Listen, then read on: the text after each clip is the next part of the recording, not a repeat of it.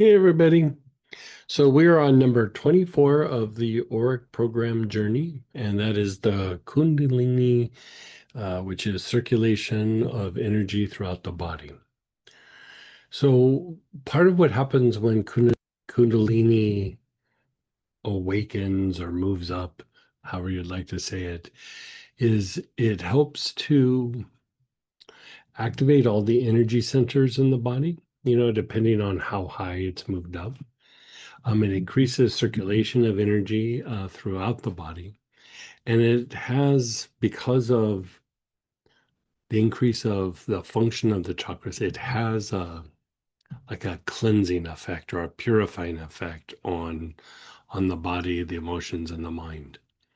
You could also say it has a little bit of a fertilizing effect. Sometimes good things are there, but if there's bad things, they might be a little bit activated too. But because the chakras are more activated, it helps to pump those things out. So it has a good impact on the immunity, on your gut, on the nervous system. Part of how we're able to perceive more and more subtle things, both externally and internally, is through the refinement of the nervous system, which is a byproduct of the activation and the movement up of Kundalini. And so this is tied to the energetic processes, but it does have a physiological and a psychological impact on us. It's not as specific as, say, you're going after anger or frustration or repetitive thought, but it still kind of improves the overall systems and the processes that happen within the systems. Right? Definitely will help deepen meditation processes, and it helps to cultivate the positive aspects or the spiritual aspects within the energy centers or the chakras. Okay, so we're going to pull out our blend, Kundalini.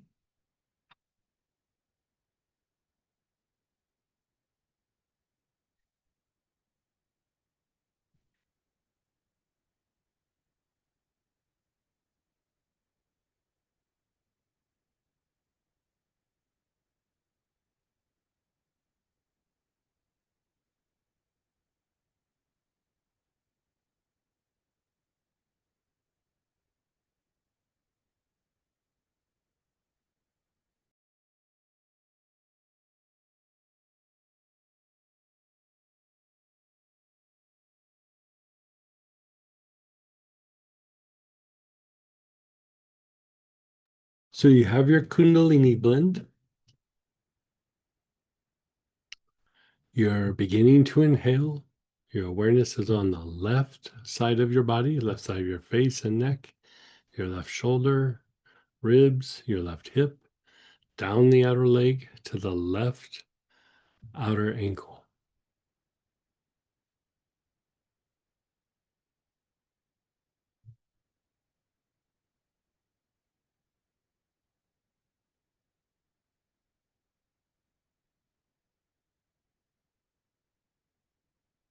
Nice, long, slow, deep breaths.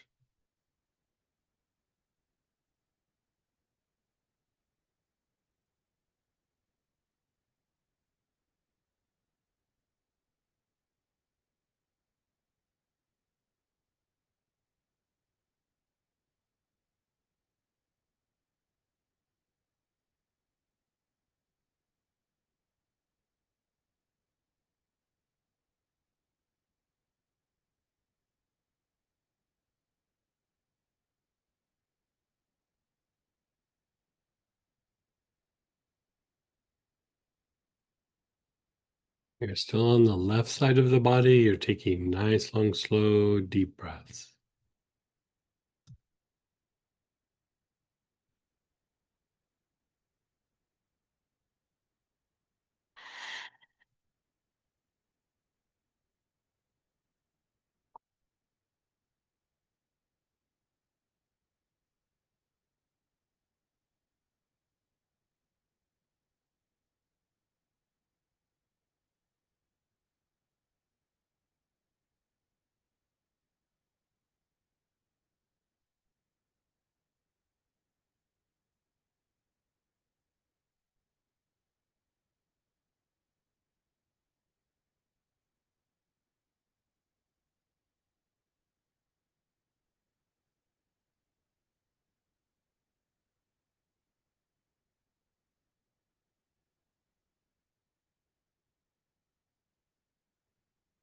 Move your awareness to the front side of the body, your face, your throat, your chest, your abdomen, front of your pelvis, down the fronts of your legs to the tops of your feet.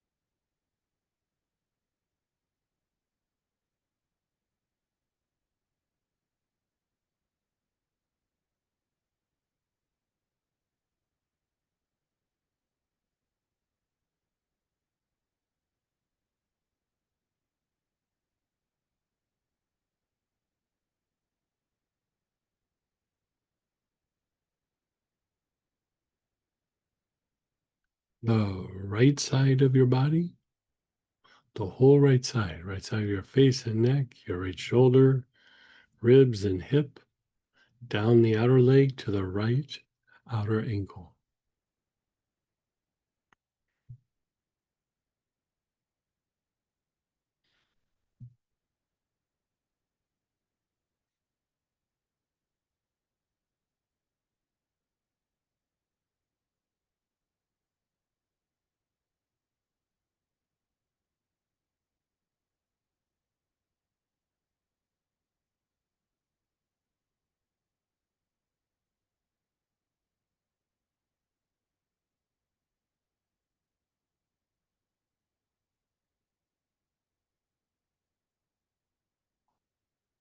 Nice, long, slow, deep breaths.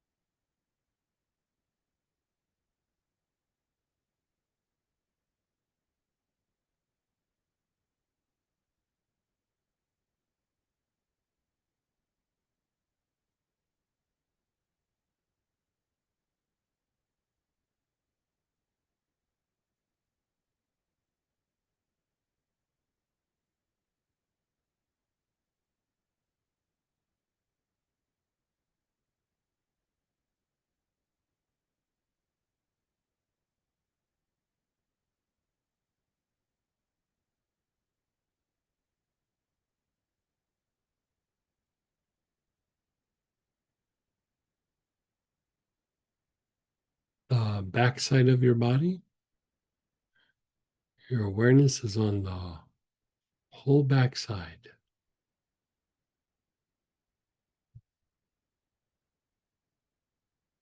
Back of your head and neck, your whole back, your hips, the backs of your legs, all the way to your heels.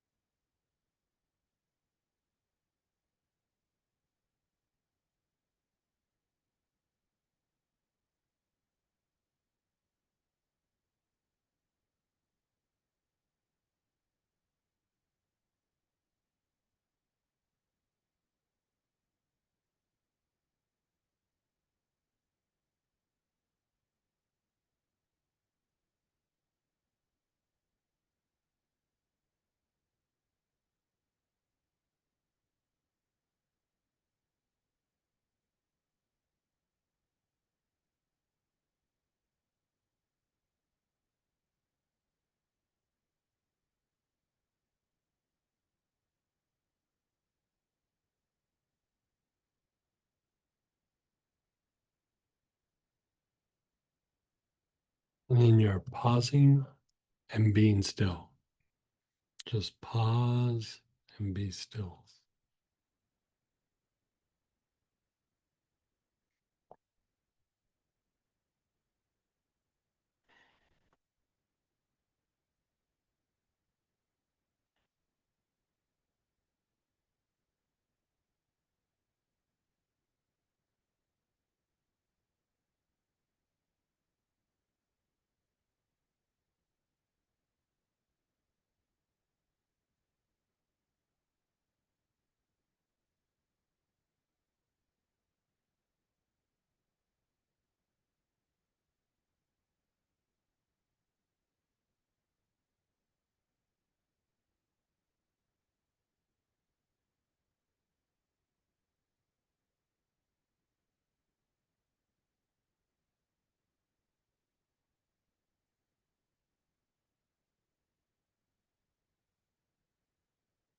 Okay, so that was the standard approach. You can integrate this in pretty much any process, any other aspect of healing that you're doing on the body, the emotions, the mind, materialization, angels, whatever it is. You could integrate this. And you could also do it on a stack, with other Auric programs. So with the standard approach, we could do it on a daily basis, but we're going to jump into the advanced approach. And that's something you might only want to do once or twice a week. Okay. Gives your time, gives your energy body time to process the shift. So you're using the same oil.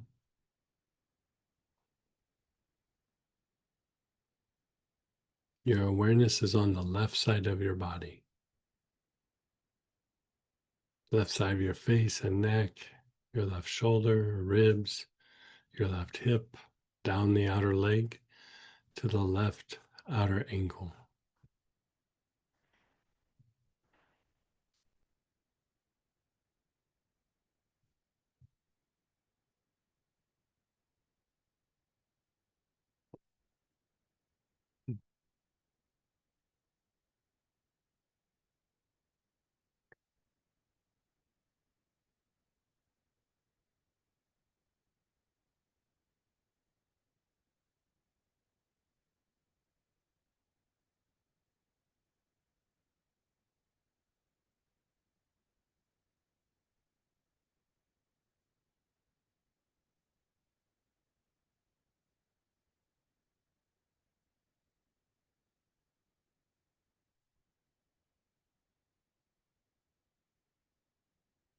You're taking nice, long, slow, deep breaths.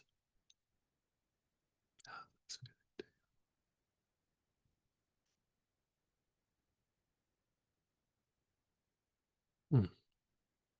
Should be relaxing,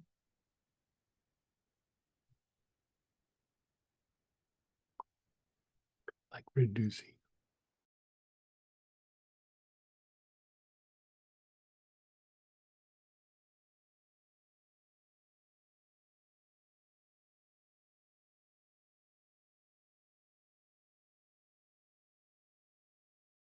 Back of the head and neck, your whole back, your hips, down the backs of your legs to your heels.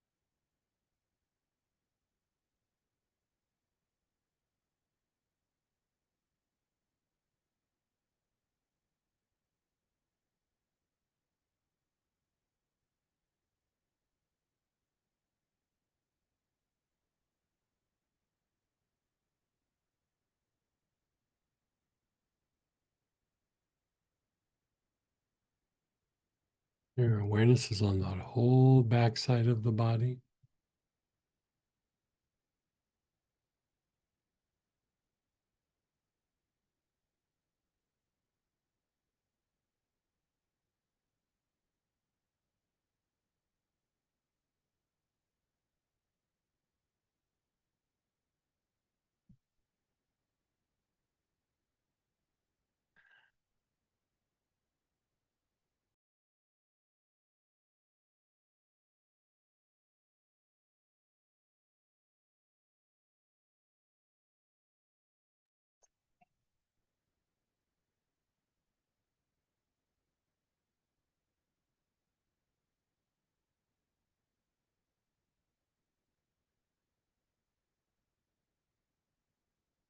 Your awareness is on the right side of your body, right side of your face and neck, your right shoulder, down the ribs, the right outer hip.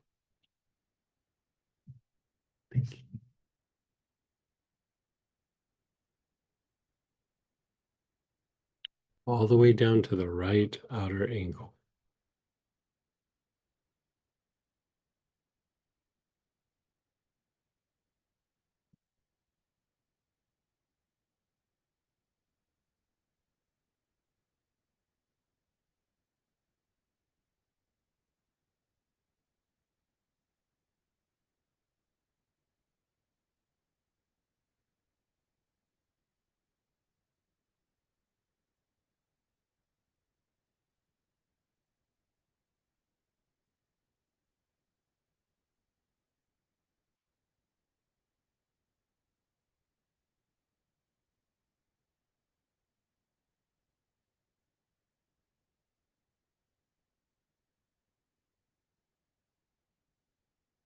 Nice, long, slow, deep breaths.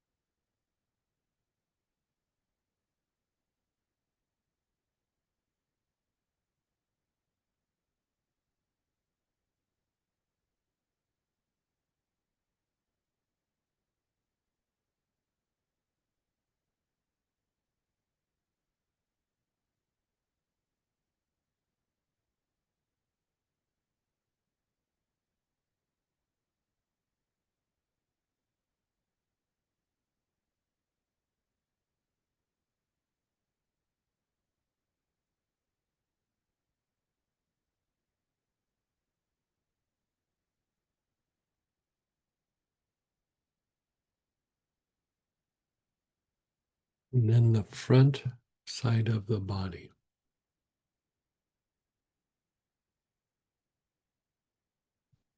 the face and throat, the chest, the abdomen, the front of the pelvis, down the fronts of your legs to the tops of your feet.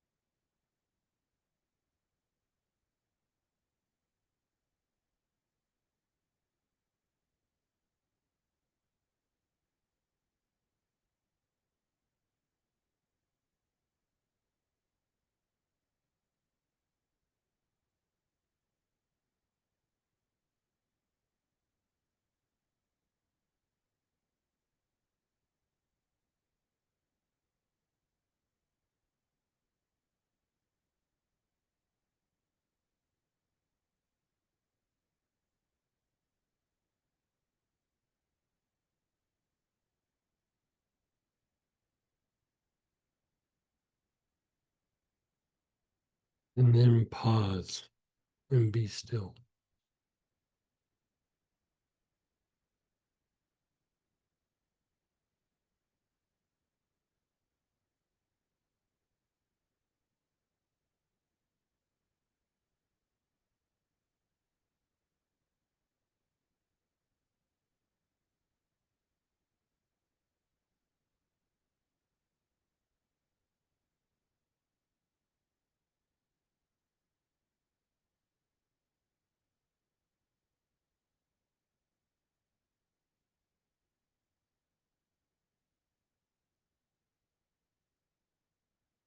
Just being still.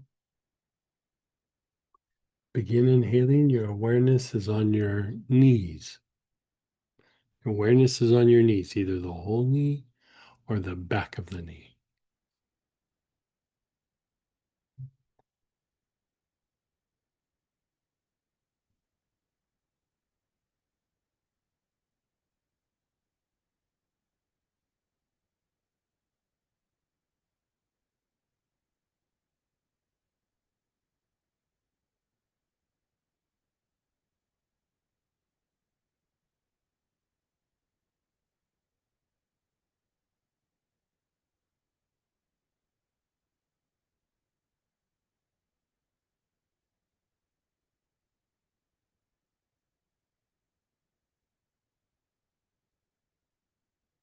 Your awareness is on your knees.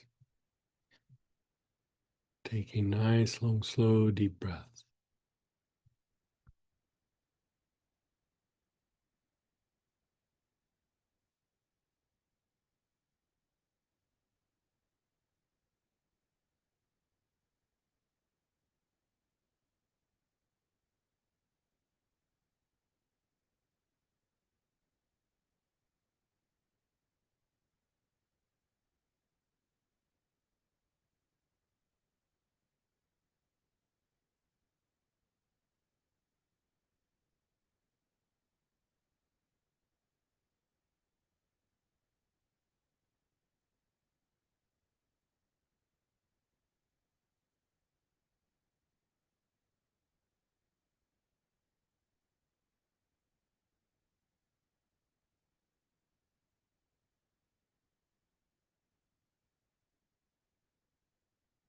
Your ankles. Your awareness is on your ankles.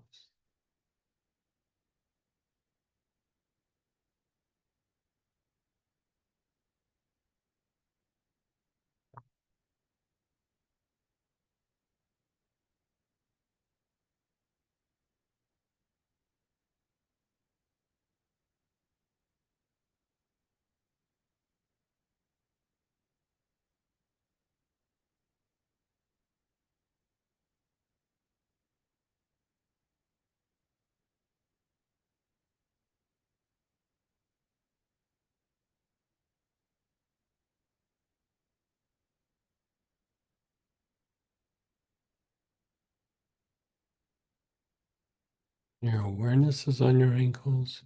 You're taking nice, long, slow, deep breaths.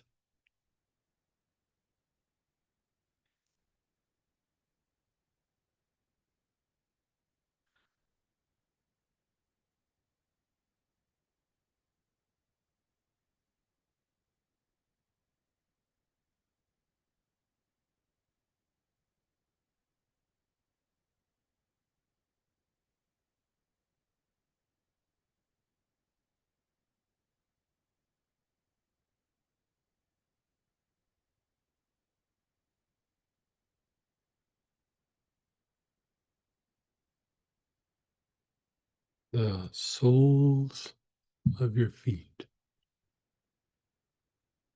Your awareness is on the soles of your feet.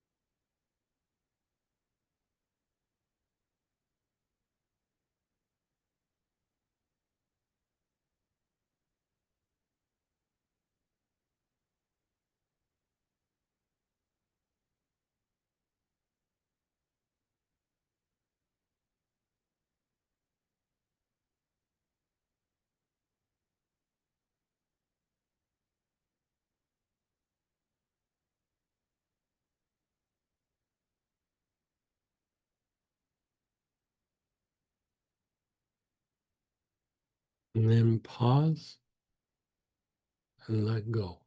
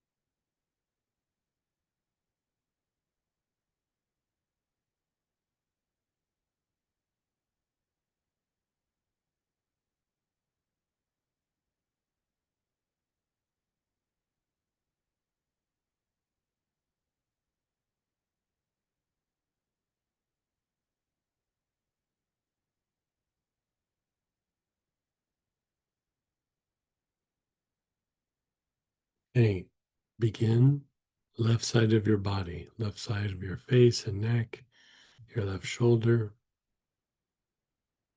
left hip, all the way down the outer leg to the left outer ankle.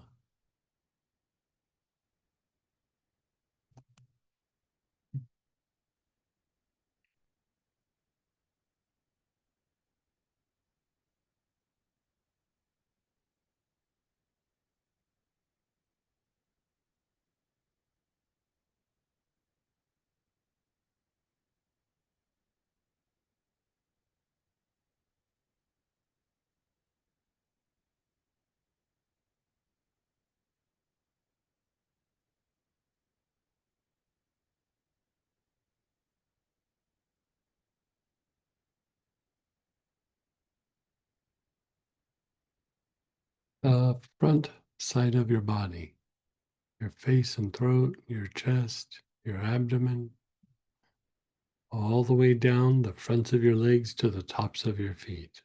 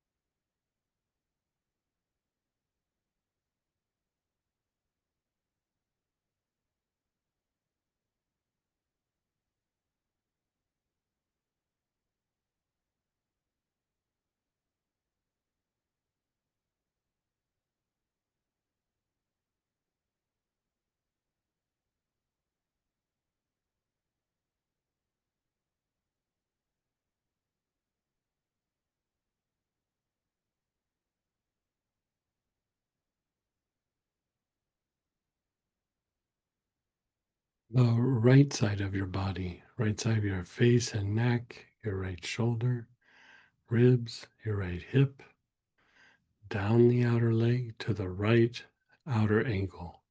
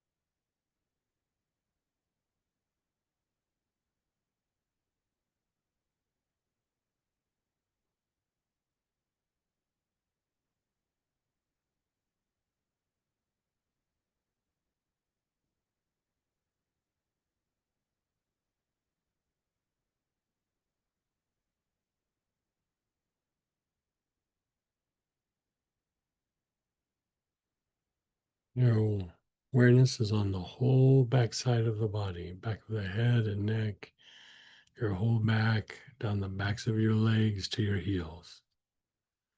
Nice, long, slow, deep breath.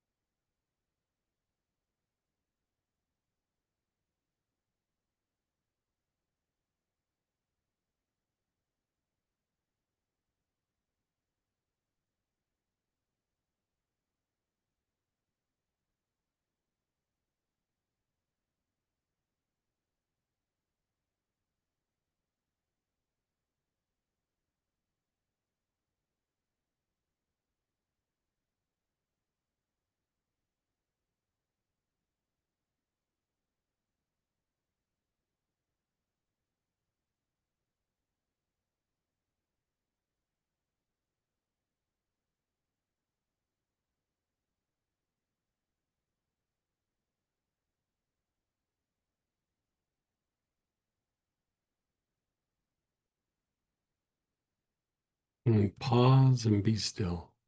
Just pause and be still.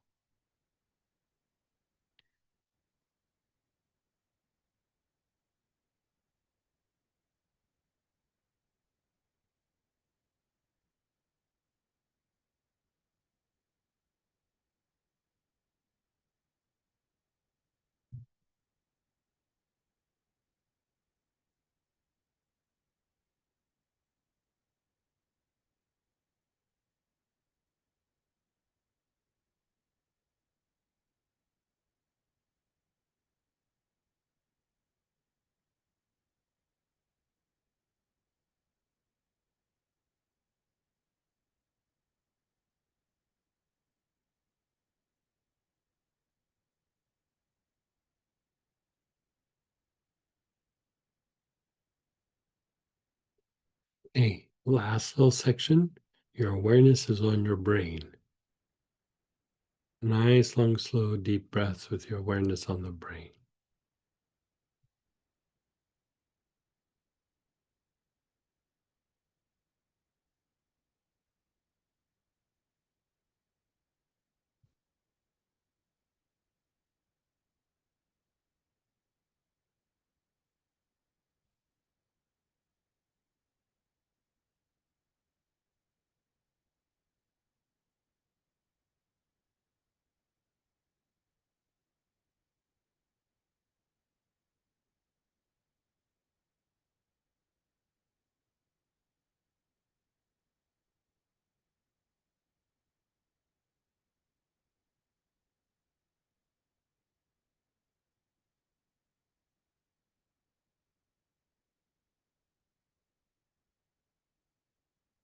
And then the spine.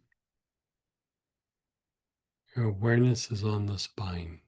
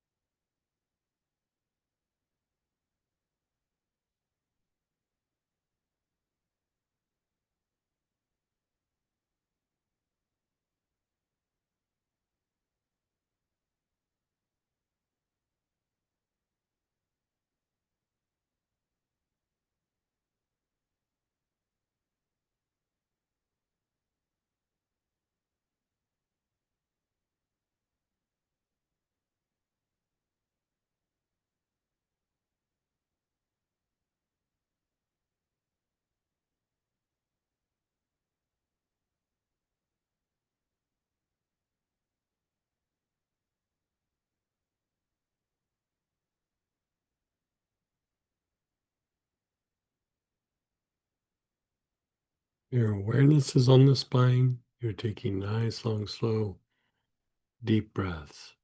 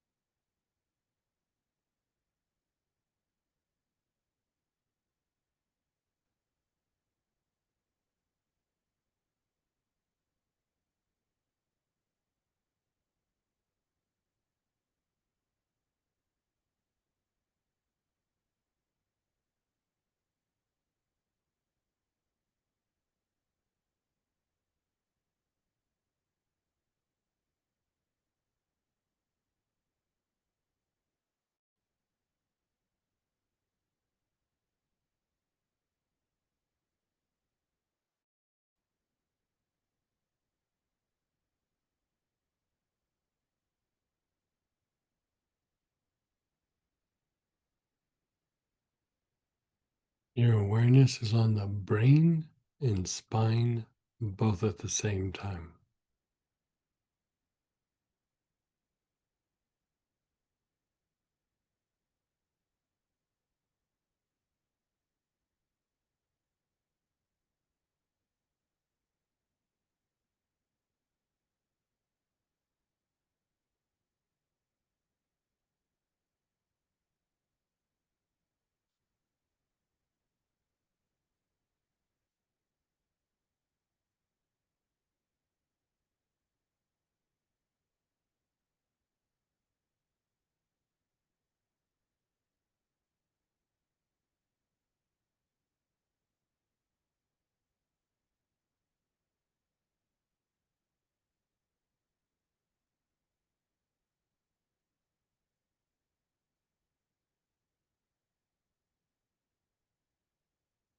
And then the brain and soles of your feet.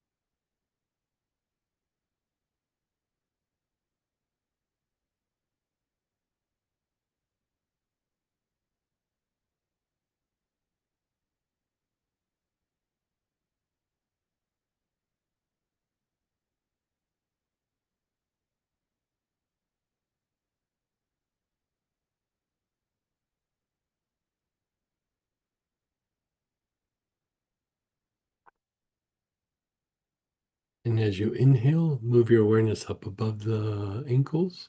As you exhale, move your awareness down into the earth.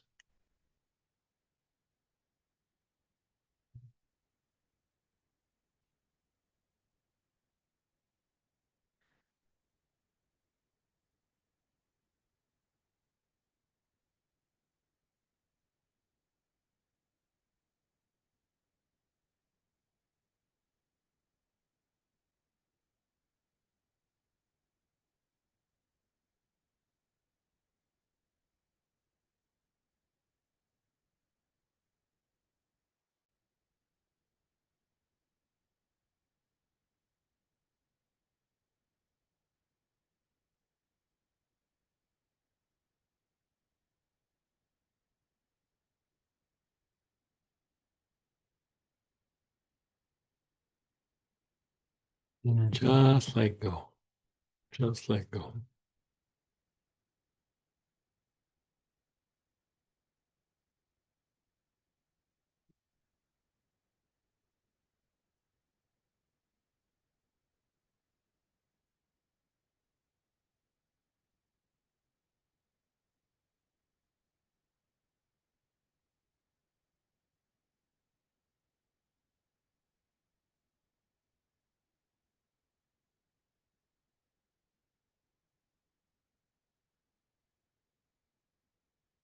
Notice how you feel, your body, your emotions, and your thoughts.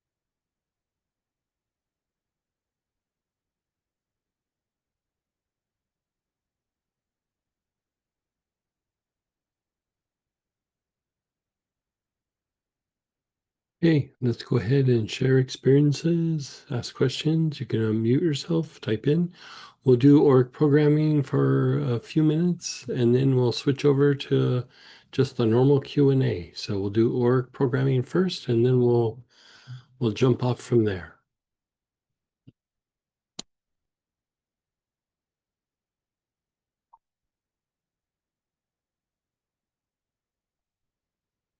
Yeah, go ahead, Linda, then Denise.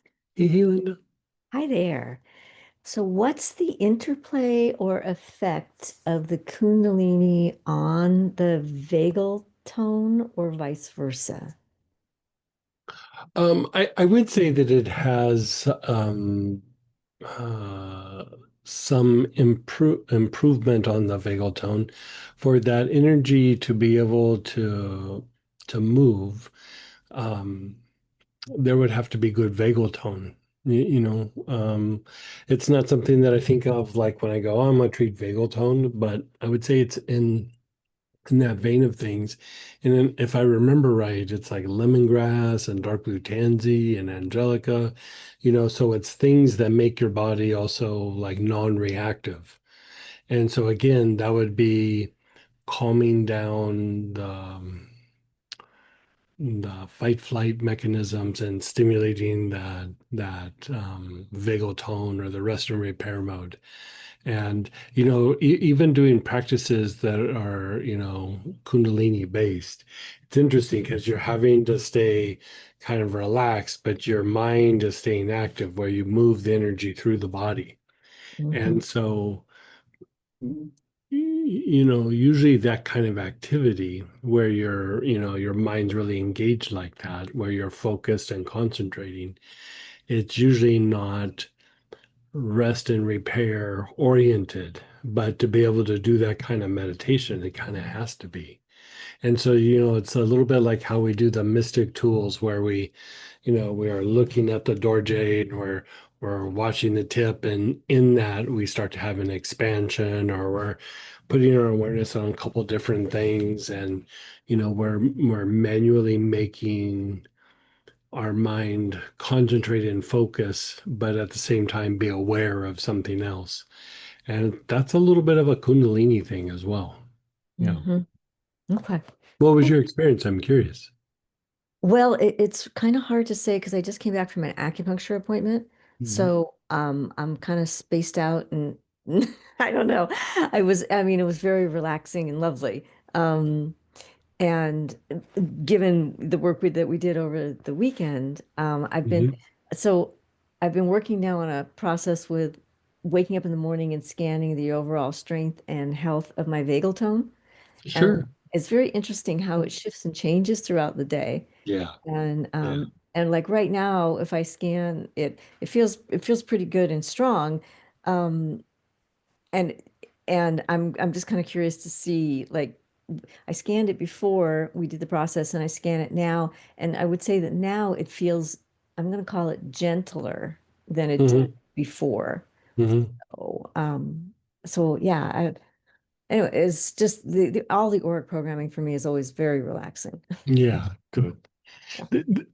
The, the other thing that I would say about it is, like when we think of veil tone, it's that idea of being able to summon it up when you need it.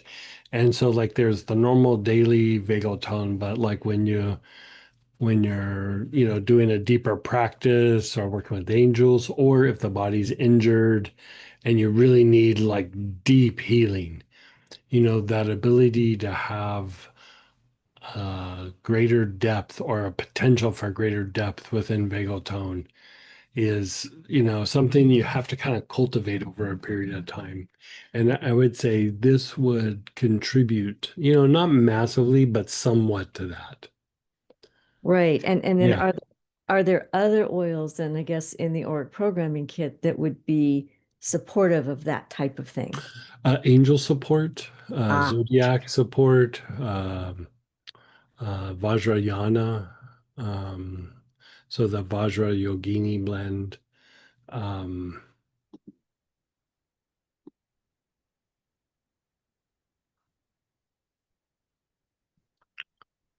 mm, hmm. right now, that's all that's coming to mind. Okay. There's probably another one or two in there that does that as well. Hmm. But angel work does it. Like like working the planetary energies, angel work, all of that like heightens the potential for really deep, deep, deep vagal tone. Mm, great. Okay, thank you. You're so welcome. And go ahead, Denise. Hey, hey. You should be able to, yeah, just unmute yourself. Um, well, it was interesting from the first round to the second. Mhm. The first round, still the oil was really more gentle.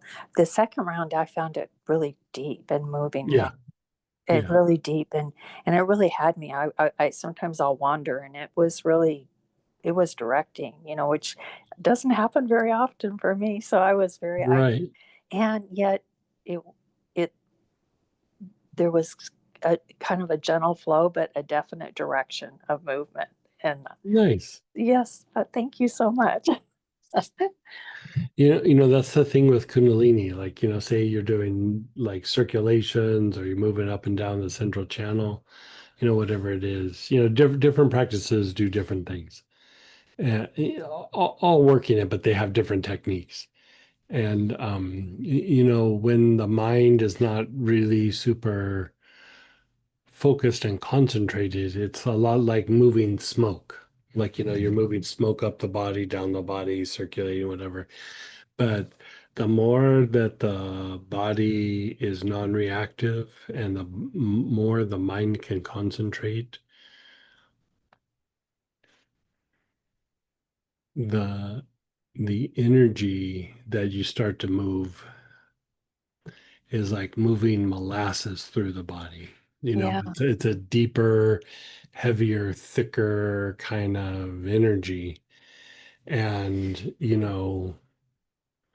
the tendency is like you put your awareness on and you like bounce off, like, like, you either space out or start thinking about, going to the store or something, some task you got to do. And the more that you can move that molasses through the body, the greater the level of healing in the body and the greater the refinement of the nervous system and the development of the mind. Yeah. Well, I also thought from our class on the weekend, Hmm. we moved a lot there, Hmm. and then this following up with this, it was very incredibly significant. So Yeah, nice. yeah, Yeah. thank you. You're so welcome. I mean, I tried really, it was very tempting to go very esoteric last weekend, when I was writing the notes, but I was like, I always do that. Let's just let vagal tone be about vagal tone.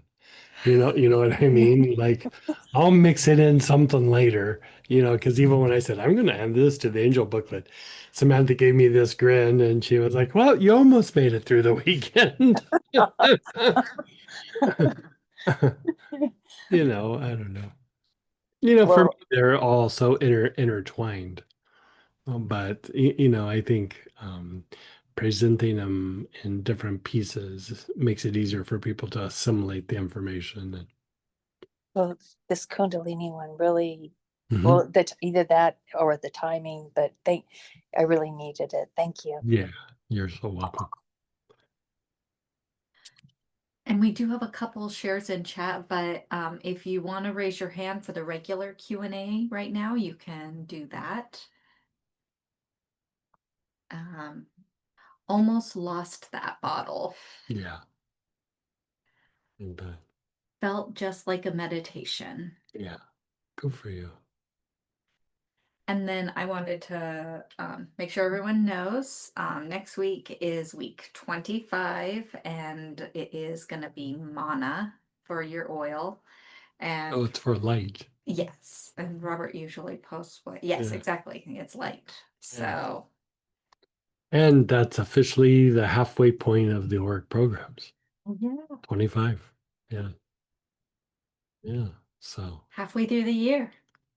yeah. Very cool. All right. Well, that does complete the Auric programming journey for this week, and love to see you guys next week. And for Q&A, go ahead and start us out, Lolly, then Christine. Hey. Hey. Yeah, I feel a little bit like I just woke up, so thank you. Okay, let's see, a few things going on. Let's start with some, so I have some issues with my gums. I got a couple of fillings on the right bottom last week. And it was fine. It wasn't too deep or anything, but my gums are not doing well. It's painful, it's irritated, and I'm already doing myrrh, cypress, clove, thyme. I took white thyme I actually took internally. But it's not really, it's like I feel it. What's happening with the gums? It's painful. Like I feel it painful, and it looks reddish, whitish. It looks irritated and a little bit inflamed.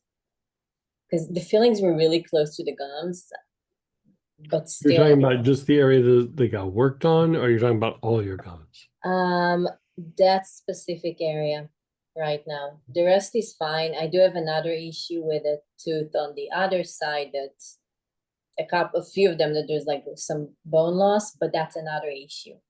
So that specific situation right now that I feel it's just the gums on that specific area. And how long ago did you have this work done? Wednesday or Thursday last week, so barely a week. Oh, almost a week. Yeah, Yeah. 5 days, 6 days. And I saw my chiropractor yesterday, and he kind of massaged the area, so maybe it aggravated it a little bit, but it shouldn't be that painful, I'm thinking.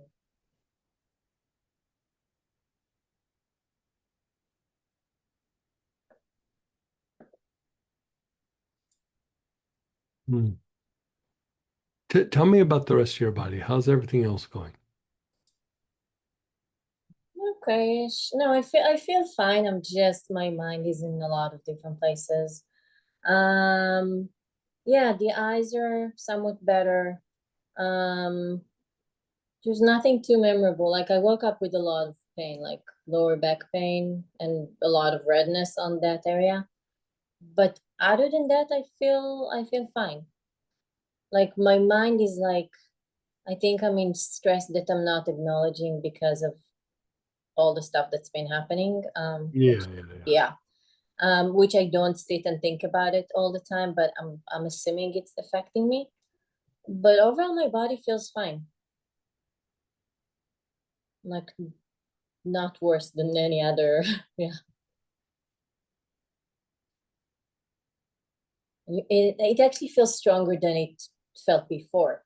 So are you getting a sore throat at all, or a little irritation in the throat? no. Nothing like that. No. Just your gums hurt and that's it. Yeah, just that area that's really.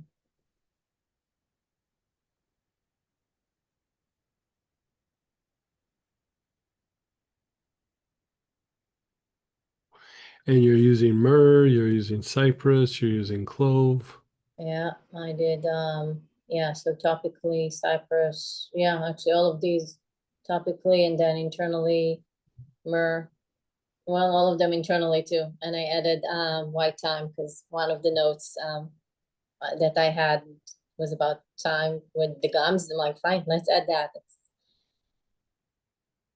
And I know a while back you were dealing with some low iron or a little bit of anemia. How is that going?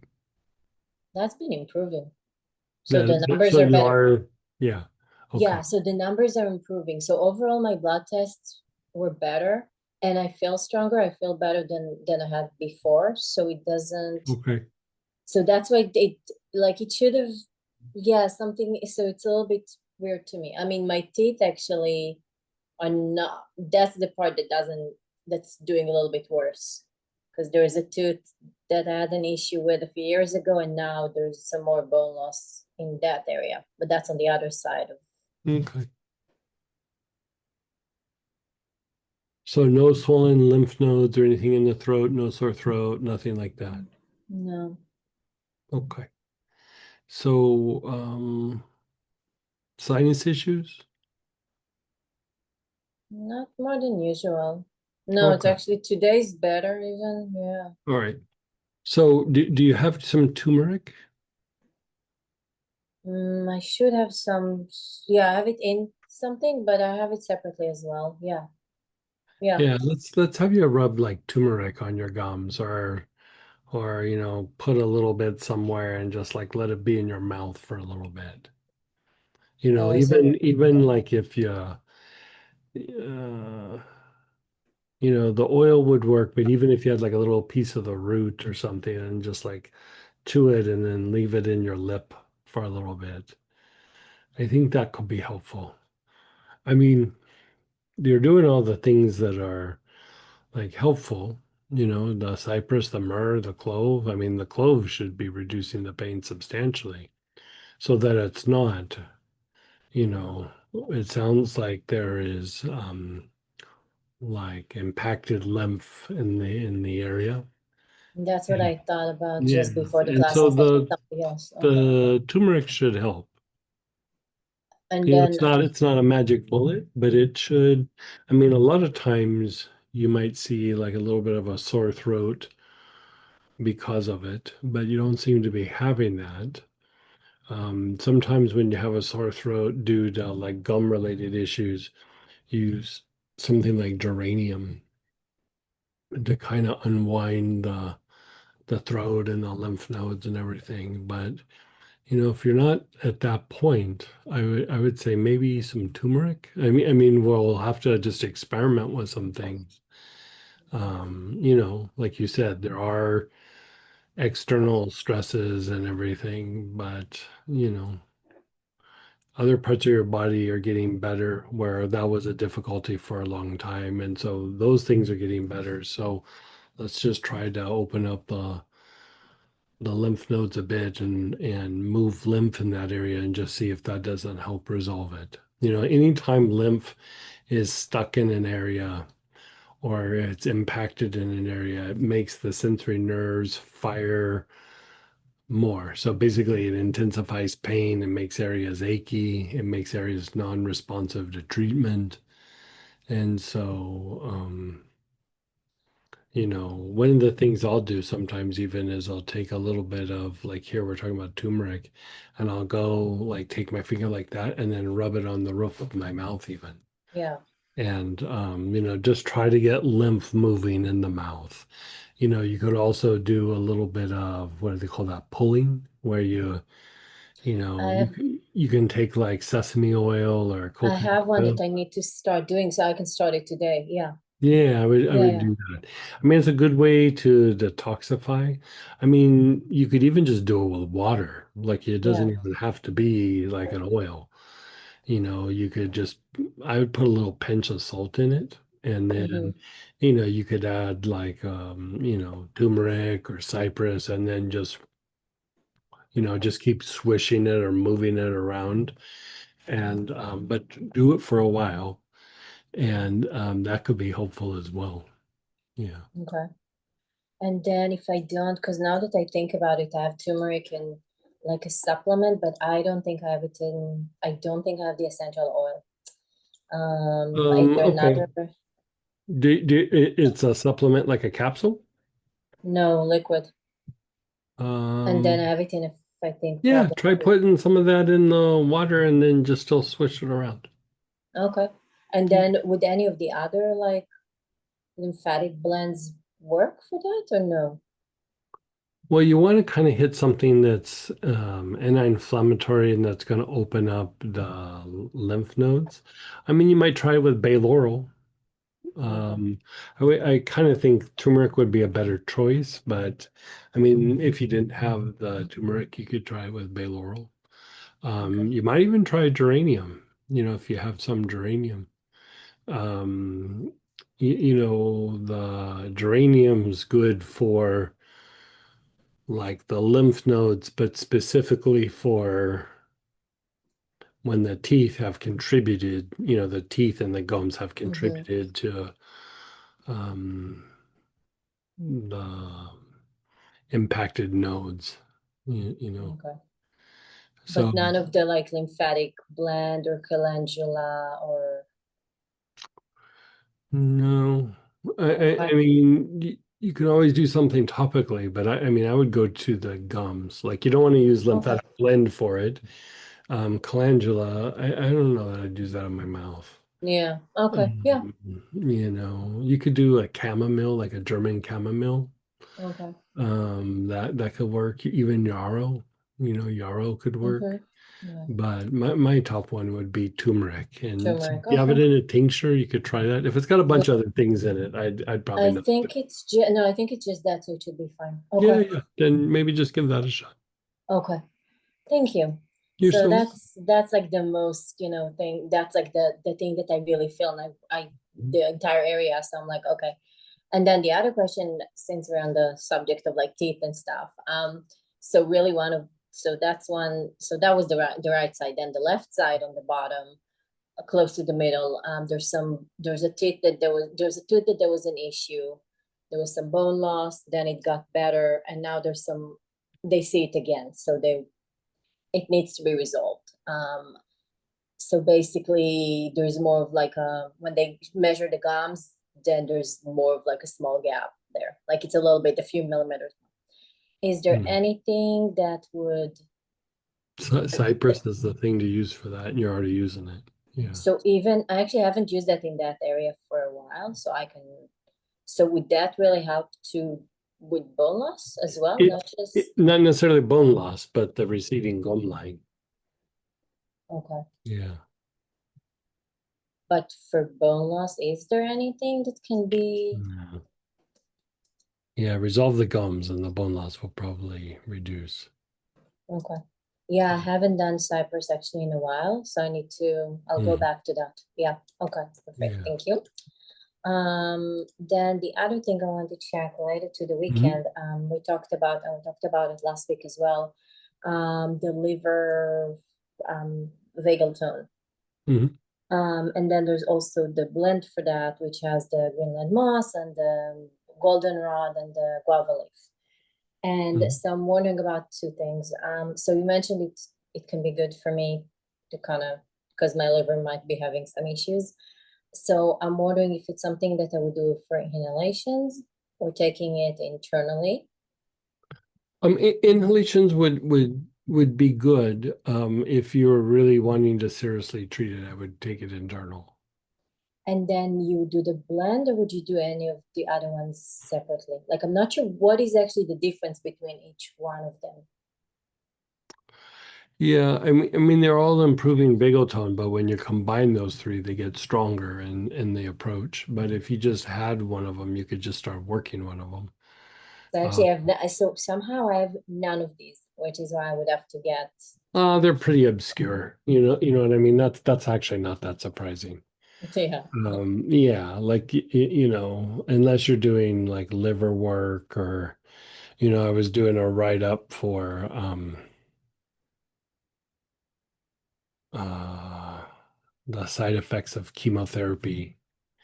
I don't know that we're going to put that out, but like when people are going through chemo and everything, I wanted to have like a little PDF that I send them. And that stuff's all heavy in there because of the effects of the chemo. But, unless somebody's really dealing with liver issues, but like liver issues can still be like the eyes, it can still be allergies, hormones, obviously digestive issues, but also agitation in the body, especially the emotional body, and even kind of like an emotional reactiveness. So I would say that would be aspect of like the stress response. And so, even like looking at it from the point of view of chemotherapy, as the body gets really, literally kind of fried. And Mhm. so, it becomes very reactive and, it kind of degenerates at a much quicker rate. And so, one of the things you do, even for pain, is like chronic pain syndromes, is because of the reactiveness in the body as you treat the liver. You know, Mm-hmm.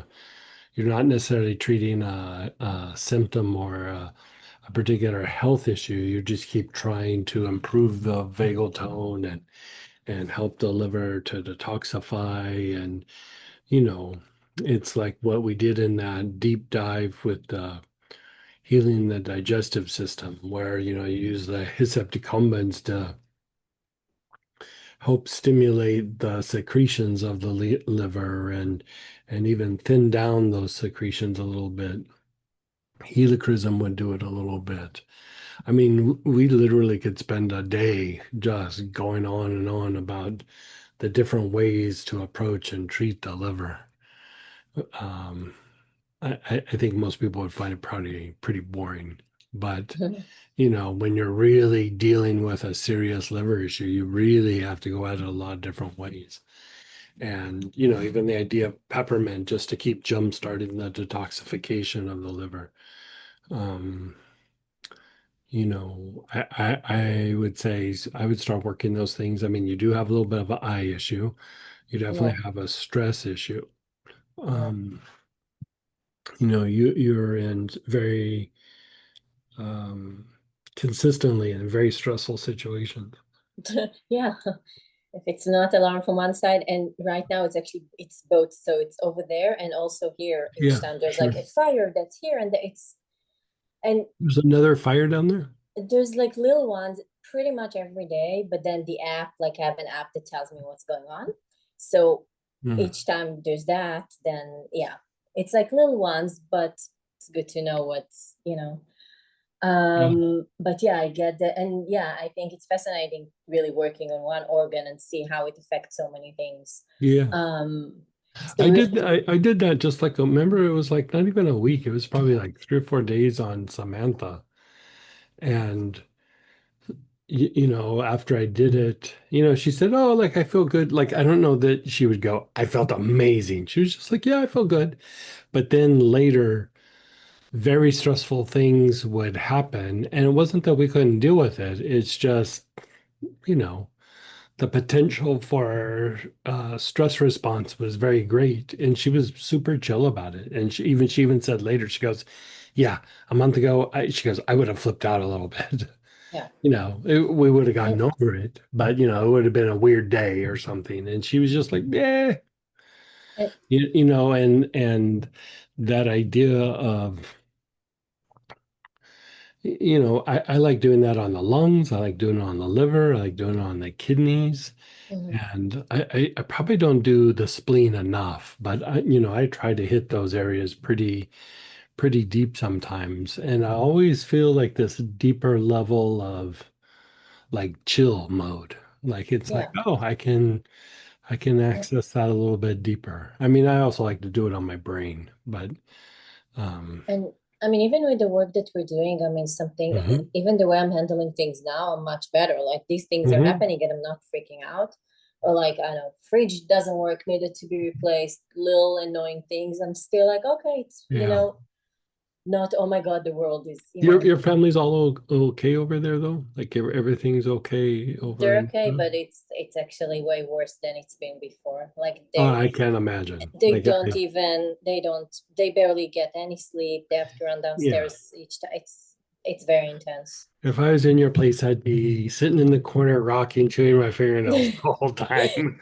I guess I'm You doing know what I good. mean? Like uh yeah. Um, yeah, so I have to keep my mind just, Yeah, on other, I yeah. hear you. But I it hear you. makes sense to keep working all these things.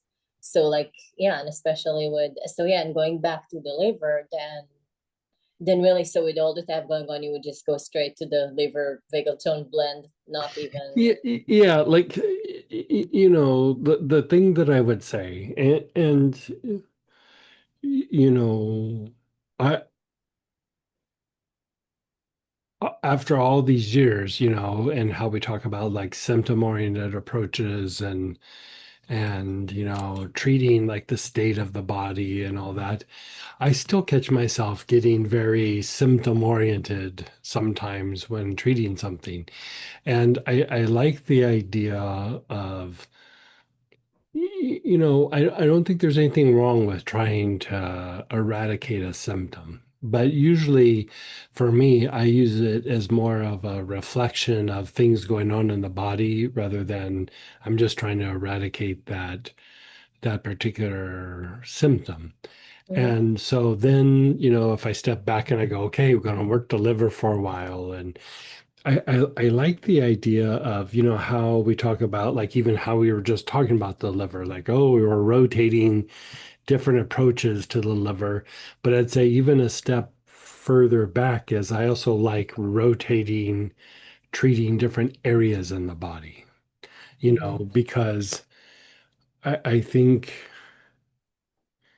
that thing, this is the thing I always tell myself, when you're a hammer, everything's a nail. You know what I mean? And like it's just like, oh, liver this, liver that. Like it can be really like consuming. Like I could really go deep into just treating the liver and then start ignoring other things. Mm-hmm. And what happens if it wasn't a big contributor to the stuff going on? You know what I mean? And so it's kind of like how we do the weekends, like how we did last weekend. It's like we touched a bunch of things, and then which one really rocked your world? And then the ones that really rocked your world, you go back and you Mm-hmm. treat them. Yeah. And then you step back and go, okay, maybe we do it again. Let's Mm-hmm. go through and treat all these different things. And then because your body will be in different places, I've had just since the weekend and since we've been back, several people, they go, I've read the PDF. I'm pretty much most of the problems in the PDF. Like, Yeah. they're looking at all the Mm-hmm. different issues with the vagal tone. And I mean, I'd say we're all there to some degree, you know? Like, I'd love to be able to say we can just knock this out, but it's always just make that better, make that better, you just kind of keep working it. And I use myself as an example is I really badly injured my back when I was about 21, 22. And you've heard me talk about it. And through the years, I mean, they wanted to do surgeries and um, a lot of things. And there's been times where it got pretty bad. And, I would lift something and strain it, and I just wouldn't pull out of it for a while. And, I was managing it okay. But, the more that I kind of work the vagal tone and I work these different areas and I, even try to improve like sleep. I mean, I sleep really good, but like I'm always like, but I could sleep a little deeper, even though I'm doing really good. Like I sleep Mm-hmm. better than I probably have in 20 years. But I still go, just because I'm sleeping better doesn't mean I can't step up my game a little bit. And I noticed that there's times where, we might be traveling a bunch, or I might have overdone it, like picking a bunch of things up, or, whatever it might be. And it's like, ugh, that injury.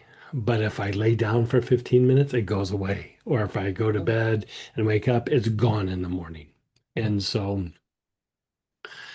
that is what you're shooting for, because some of the body is just it's wearing out, it's excuse me, it's compromised a little bit. Things are injured, they've degenerated, there's compensations that happen in the body. But if I start to go to my dark place where I'm like just miserable and in pain, like how can I pull out of it? I'd love to be able to say, do all these things and you're never going to have a problem. It's not really realistic, Yeah. and so I try to shoot for, even if something comes up, can I resolve it quickly? Can I recover? Can I pull myself out of it? Can I go into a deep state of healing and resolve something where it might have taken a couple of months? Can I resolve it in like a day or two, or, something of that nature? Mm-hmm. And so, this idea of working vagal tone and even the idea of the Auric programming and the idea of working angels. Angel work is much deeper and much stronger approaches to vagal tone. And so, we're looking at it to heal the body, but the flip side of it is if we improve vagal tone, I also get like spiritual benefits. Like when I'm, you know, when the world's in chaos, can I sit and be still and not lose myself and not get sucked in and like be able to pray or do mantras a little bit deeper and find peace and stillness when the world's on fire, you Yeah. know. And you know, I think that's all we can really shoot for. And so I mean, I would spend time on the liver, but then I might go to the lungs, and then I might go to the kidneys, and don't forget the spine, and then don't forget the brain. And so, you know, I like those things where we were doing the healing the respiratory system and the digestive system and the urinary system, because you can kind of heal and check in all at the same time. And you kind of go through and you do those, and then you're like, oh, I think I had more of a cardiovascular issue than I realized. And you're really kind of releasing stress and tension and evaluating potential health issues. And so you go through and you do something like that, and it raises your awareness on the different things in your body. But I would say it also raises your awareness on how the different things going on in your body affect your emotions and your mind. And I'm all about going deep into an area, I guess is what I'm saying is just don't get sucked into the quicksand of it's all about the liver. Like treat the Oh liver, yeah, go it's in a deep, big, go yeah. hard, Mm-hmm. but then at the same time go, okay, I did it for a week or two or three or four. Let's move on to something else. Mm-hmm. I It guess doesn't mean just I'm not going to come back to it. yeah. Like we got things moving, and you know, as weird as this sounds, I would call that um, like in the Native American tradition, different animals and things have like a teaching or a message or something, and I would call that like woodpecker medicine. Mm-hmm. And I had this vision one time when I was young. There was a woodpecker, and he'd come and he'd peck on the different trees and everything. And a lot of times they're looking for little bugs in there and everything, but he was pecking holes. And then he'd go get like a little acorn, and he'd stick the acorn in the hole. And then he did this a whole bunch of different places. And woodpeckers have a red cap and yellow eyes, which are about manifestation or materialization. And so then, after the woodpecker put all these acorns in the different places, instead of always looking for food, it would just come back to the holes where the acorns were, and they'd eat the worms that were starting to eat from those things going bad or, whatever. And so it would just eat the little worms in all these different places, right? And I would say that was a big lesson for me. And be it that it was in business or it was in like healing, is you get something going in motion and it's going to start producing results at some point. Like, you've put it in motion. And so as soon as it starts to really generate results, it's going to keep doing it even after you turn your attention away. So once it's in motion, then you turn your attention to somewhere else and you start generating momentum in that area, right? And so the idea is you get everything moving in the right direction. And as soon as it starts producing a result, instead of kind of sitting there watching, just keep going and going, move your attention to somewhere else and go, now let's tackle digestion or the Mm-hmm. lungs or the liver or my emotions or whatever it is, and just keep moving things in the right direction. Mm-hmm. Yeah, and it makes sense. And I even see the difference in myself with all the Yeah. work that we've been doing. And the reason that I'm asking about deliveries, one, because we talked about it, and also because from all the stuff that we work on, this is the one that I don't have, like I don't have an option. Because like, even the vocal cords, I don't have the blend, but if I, need to work on that, I grab my Angelica, I can do Sure, some, sure, but, sure. and I like to have options, and with the liver, Okay, so I for don't. the liver though, you can take some peppermint internally Yeah. to jumpstart. Mm-hmm. Hyssop decumbens is really good about stimulating the secretions of the liver. And unfortunately, like a regular hyssop, it kind of only does it about 20 or 30% of what decumbens does. All the hyssops are pretty much the same plant. Different areas or regions have different scent, but hyssop decumbens is actually different chemical makeup. Mm-hmm. There's things present and not present in hyssop decumbens that is not the case in other types of hyssop. And so, if you have that, I'd work that. And then you still have helichrysum, you still have Yeah. rosemary verbena, and you still Yeah. have Yeah. carrot seed. And so I'd still work those aspects.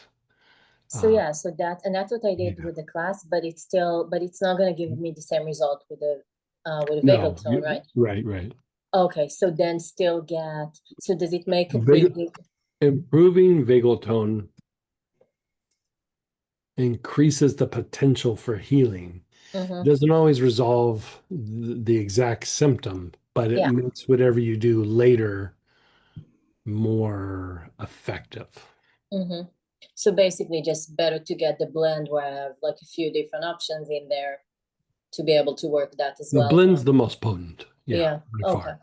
Yeah, Okay. And by then far. try and taking it internally as well. Yeah, I mean, putting it on neat would still have an effect. Inhaling it definitely is good, but like if you're really going at it, I would um, internal. Yeah, Okay. Okay. Thank you. yeah. And then just one more question that's actually not oils related. So we talk about copper and copper bracelets, and we Mhm. talked about that before. So what I was wondering about that is because I know, so basically it's supposed to help with connecting more to like improving the overall what mentally, emotionally, because it's connecting you more to the divine, right? And it's just making everything. Wherever you're wearing copper, it opens up the energy channels. Like if you just bottom lined it, it just makes energy move in those areas. You know how like when you put mugboard on your arms, it makes the arm feel better because it's opened up all the channels.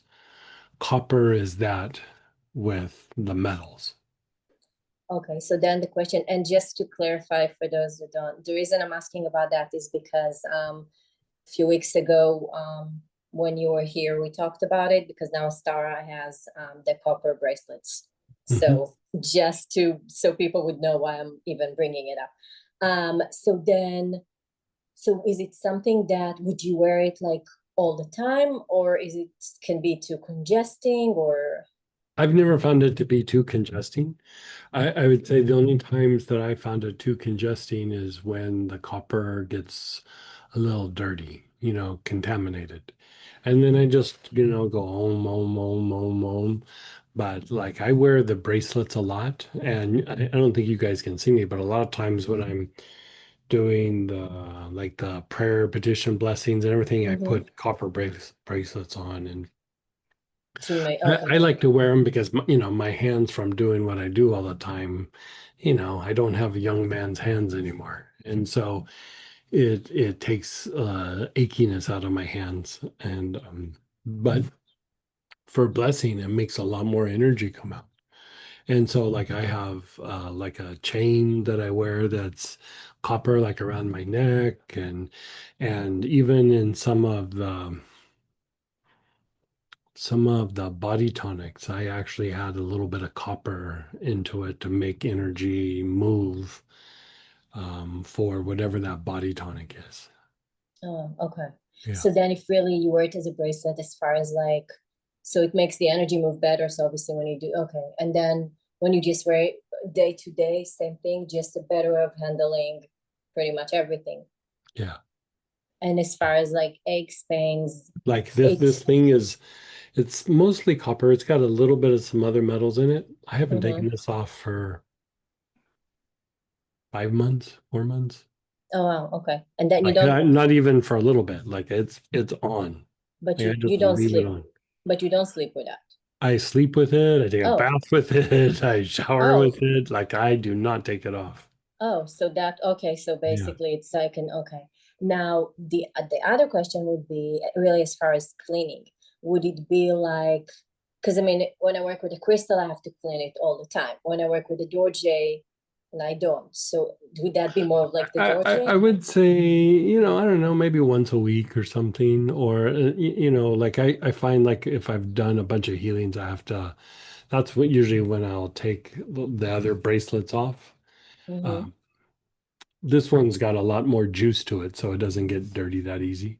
mm-hmm. And so, but I'd say once a week, I just chant home over it for a Yeah. little bit. Yeah.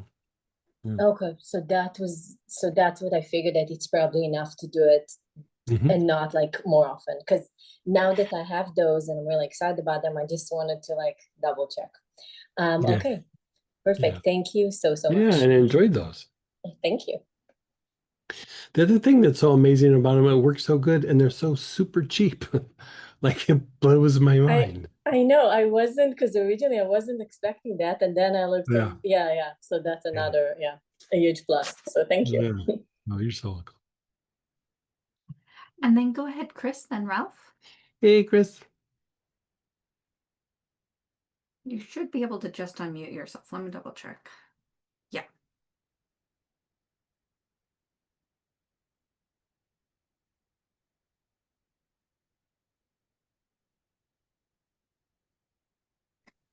Unmute. There you go. Oh, yes. Hello. Hi, Sam. Hey, Hi, Greg. Um, hoping for some guidance and coaching on there's this mother who Mhm. approached me, and she has a 13-year-old. And recently, as recent as 40 days ago, while the daughter was playing volleyball in school, and also a few days ago, um, after the first one. I'm sorry, I'm having a hard time reading this. Jet lag is really coming through. So there were two incidences when the child basically had a seizure, and they brought her to Children's Hospital. Mhm. Didn't find anything in the MRI. But because it's happened twice already, they classified her as having epilepsy.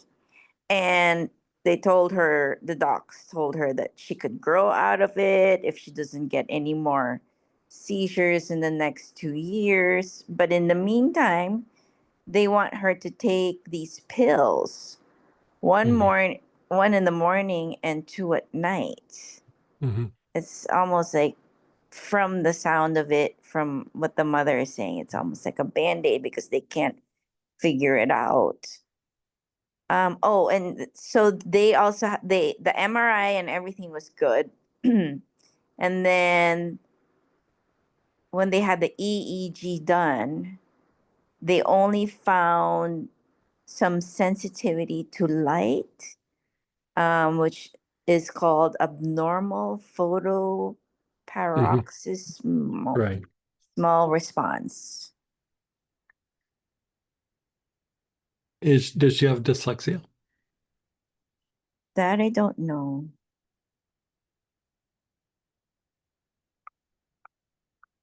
And how much did they test the brain? Did they differentiate between true seizure and a pseudo seizure?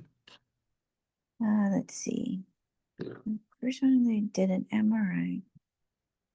They probably didn't. It doesn't sound like it. No. Um, They would have to hook the brain up and oh, yeah. um You seeing anything well on the her Mingmen's energy body? super overactivated. There's usually a lot of agitation in the body with seizures. And then the area between the two hemispheres is very congested and those nerves are super overstimulated. And so, you just go through and start cleaning things up and helping to resolve things. The reason that I'm asking about, Dyslexia. sometimes, yeah, dyslexia usually is associated with like hypersensitivity to light. The brain can get very overstimulated with that. And so, you are dealing with agitation and overstimulation. Mhm. The thing is like she's only had two seizures though, right? That we know Yeah, that we know of. yeah. And it's always involving volleyball.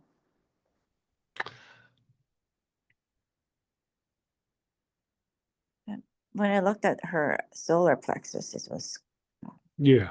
overactivated. She could use a good cleanup. Yeah. So the thing is that sometimes like there are these things called pseudo seizures and they're not necessarily a true seizure. And you know how like they talk about like CBD is good for treating seizures. It's Mhm. not. It's actually good for treating pseudo seizures. They're not true seizures. Oh, And so, it's better to kind of know like what kind of thing we're dealing with. But, yeah. CBD is a good option that it's only been happening when she's playing volleyball. Makes me lean a little bit more to a pseudo seizure. Doesn't mean that What that's the can you case. tell me more about pseudo It's seizure? just Is that a stress pseudo induced? seizure looks like a seizure, but the brain activity when the seizures happen, it doesn't have the seizure activity in the brain, but like it looks like it in all the other ways. And so, it's usually like a lot of emotional tension, a lot of emotional stress, a lot of Yeah, agitation, and that she's having it in when she's playing volleyball. competitive sports. I think that's something. Especially if she's, worried about,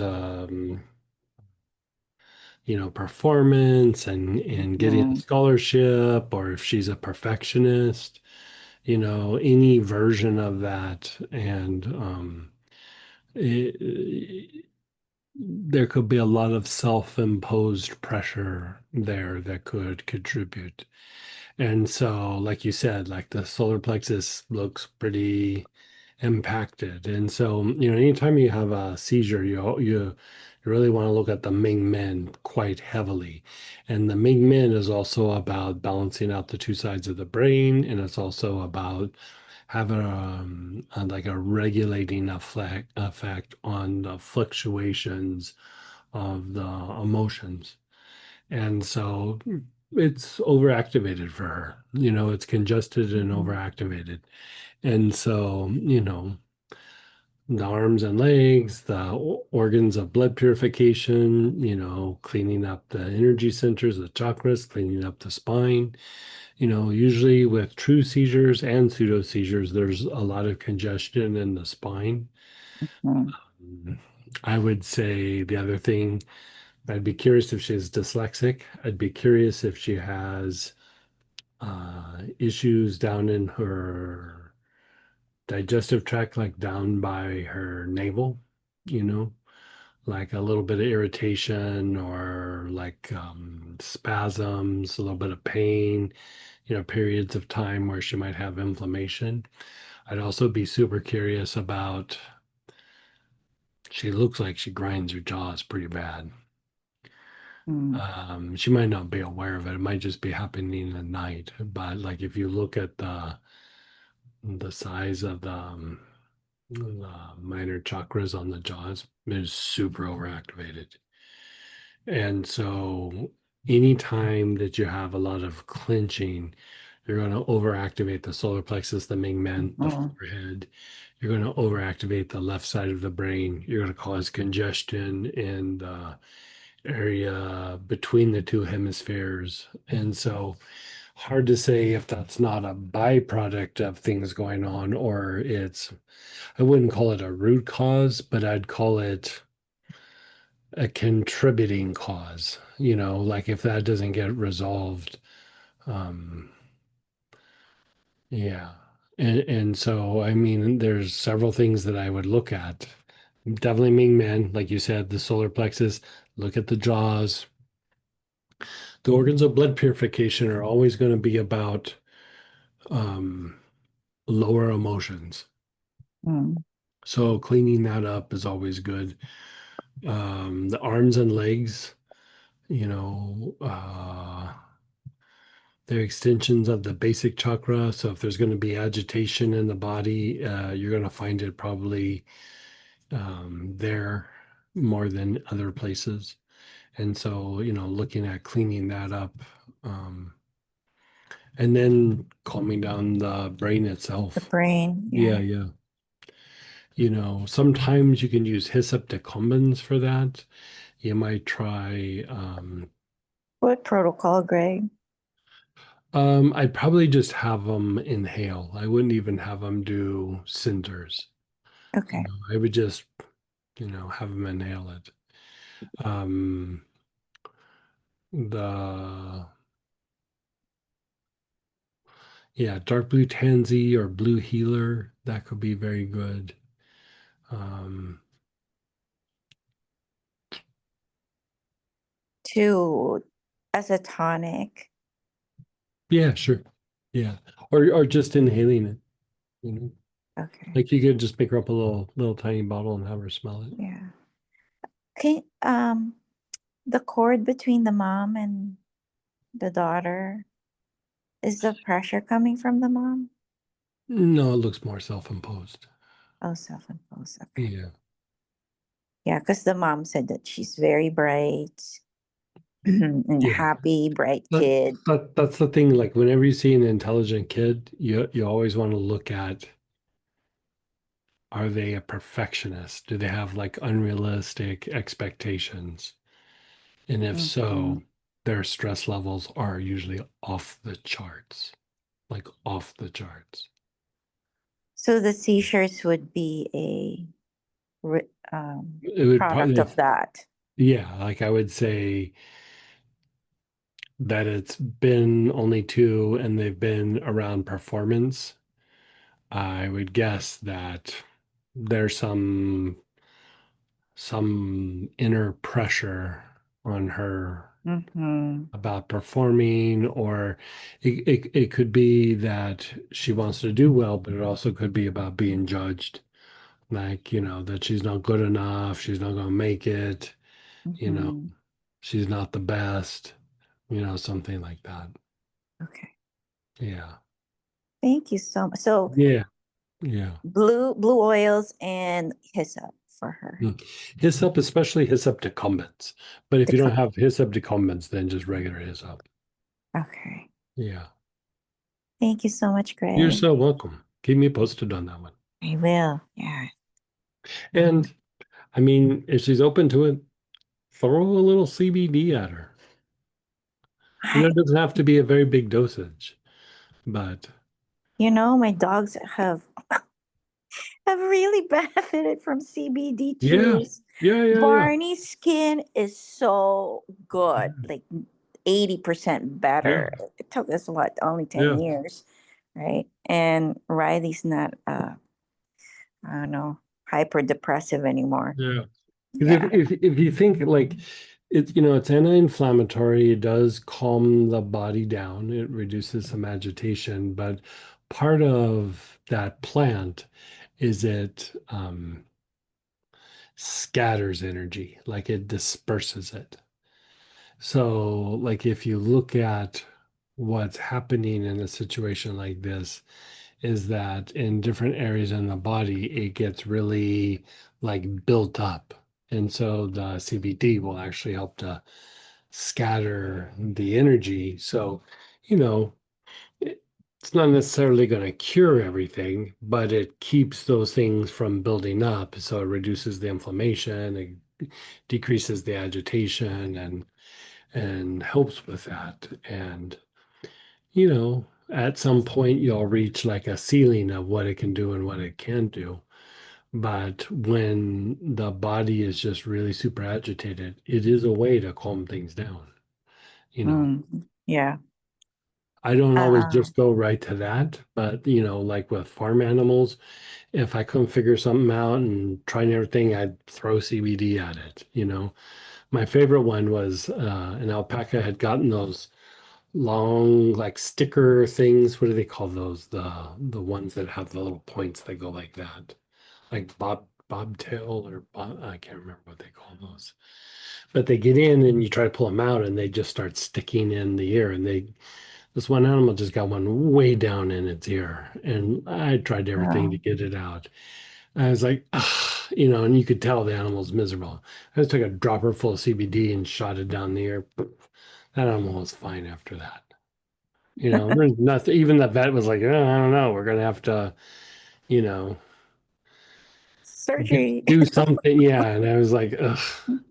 And so I just Yeah. threw some CBD down there, and it worked. So you know, the CBD is really good when areas are very agitated. It Yeah. does reduce inflammation, it does do a bunch of things, but like when the body is real agitated in an area, and seizures are that's what that is. It won't work if it's a real seizure, but if it's a pseudo seizure, it'll work. Yeah. Okay. Yeah, yeah. What do you mean by real seizure though? Like the mouth's foaming type of thing? No, it has to do with brain activity. Oh, gotcha. They both look the same. They both look the same. But a real seizure, there's a certain kind of brain activity where a pseudo seizure.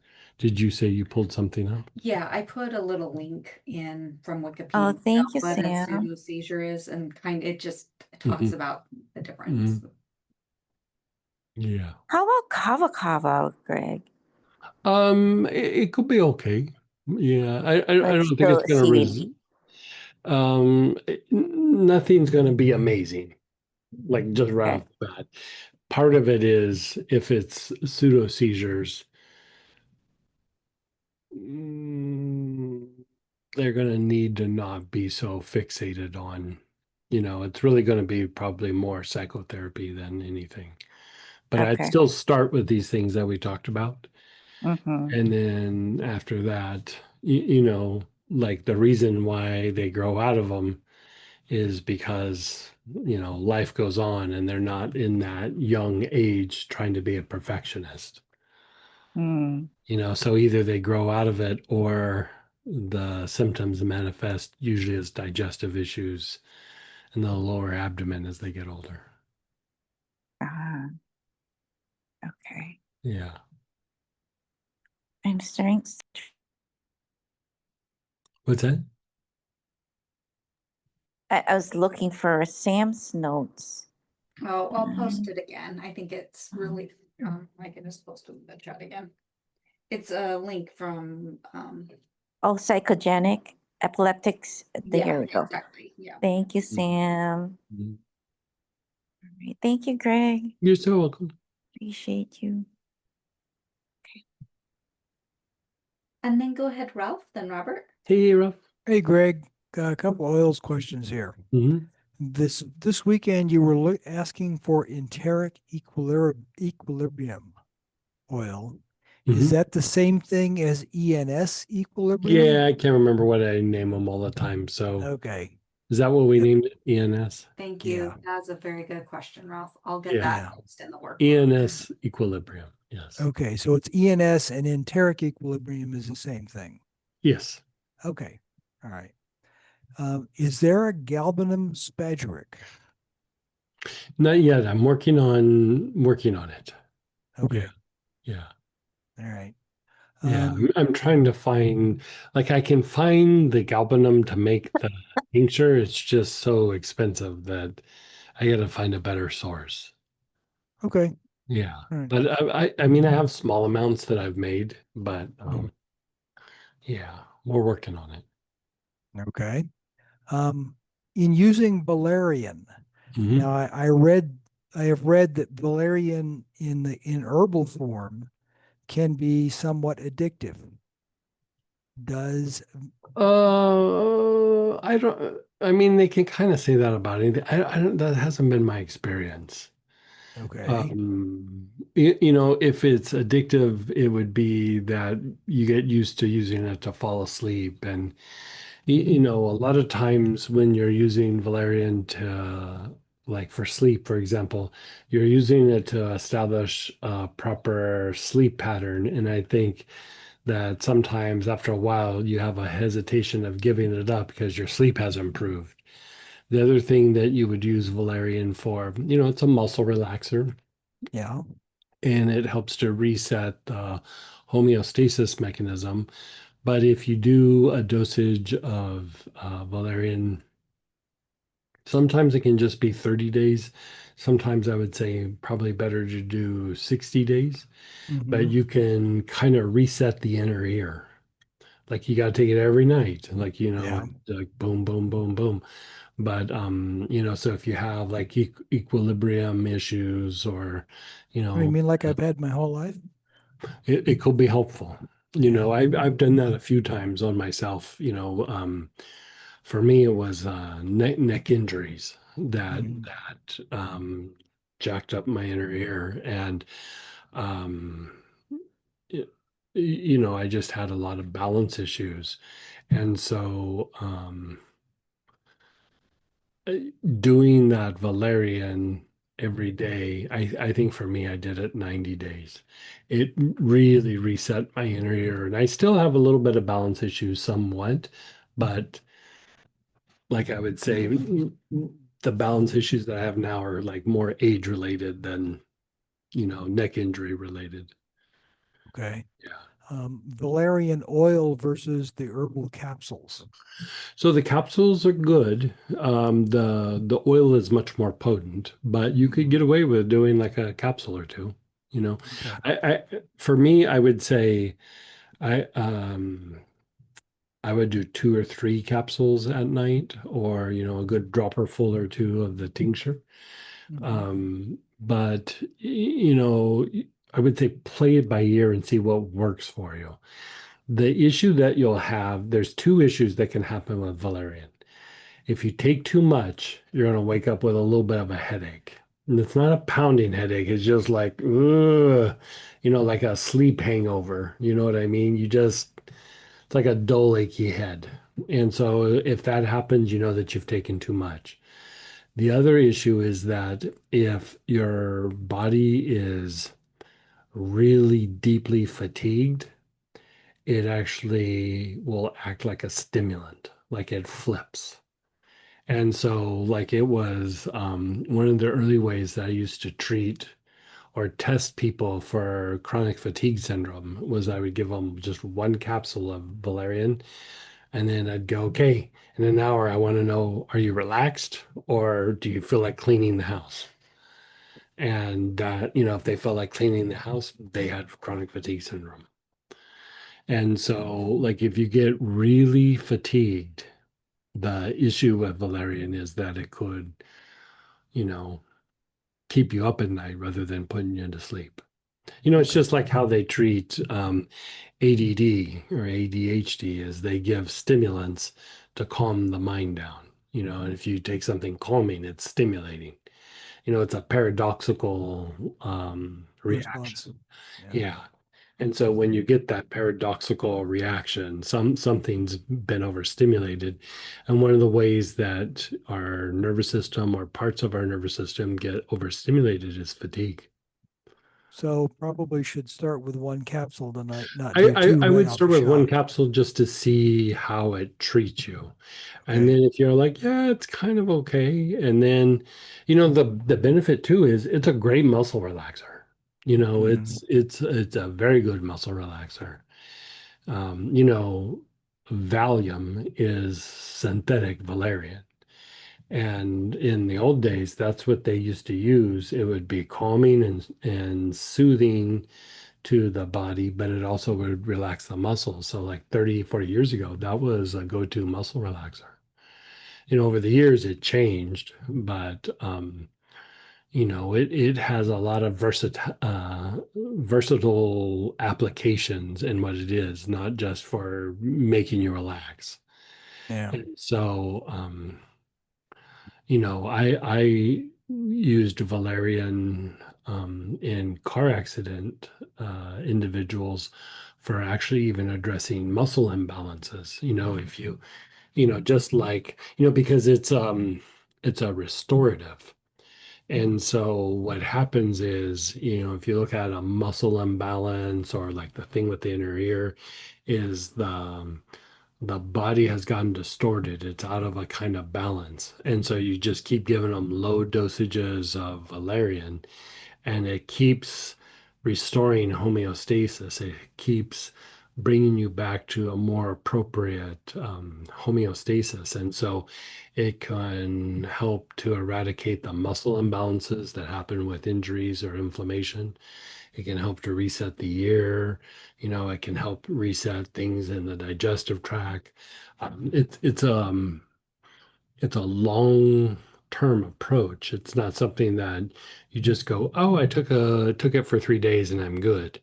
You know, so that's the thing too that I'd say, like when you know things are written that it might be addictive, it's that usually in some of these more severe things that you would treat, you usually have to use it long term. And so I would say that's probably a little bit of why that gets that label. You know, like Okay. lobelia, they'll say, you know, lobelia will make you throw up. Well, in the old days, they used to, like, if you had a bad sinus infection or you had something going on your upper abdomen, they would make you throw up. So they'd give you a whole bunch of lobelia, like, you know, crazy doses. Overdose you Yeah. on it. And make you throw up. And then they'd jumpstart your system with cayenne pepper. And, you know, it's an emetic in high dosages and makes you throw up. And so, you know, therapeutically that was done because if you've ever had really bad sinus infection and you throw stuff up, it's disgusting, the stuff that comes out of your stomach. It's a bunch of stuff from your nose and your gut. And so sinus infections will then spread throughout the body as an infection because it hits your digestive tract. And so, you know, they would eradicate things. I mean, I used to do it back 20, 30 years ago when I'd treat people. I was like, time to throw up. We're going to throw up now. And I didn't use lobelia. I'd use something else. But uh, after a while, it got a rap for if you take it, you're going to throw up. And it's just, you know, it's that playing phone, you know, as Mm-hmm. the Oh message yeah. goes down the line, it gets distorted. Yeah. And so like I'd say anything that you use long term or use a big dosage of something, it's probably um, the discussion is a little bit off about it usually. I Okay. find. Yeah. All right. Yeah. Okay. Well, I'll start trying that out and then keep you posted as to how it's Yeah. going then. Yeah. Anyway. Start with the capsule and I mean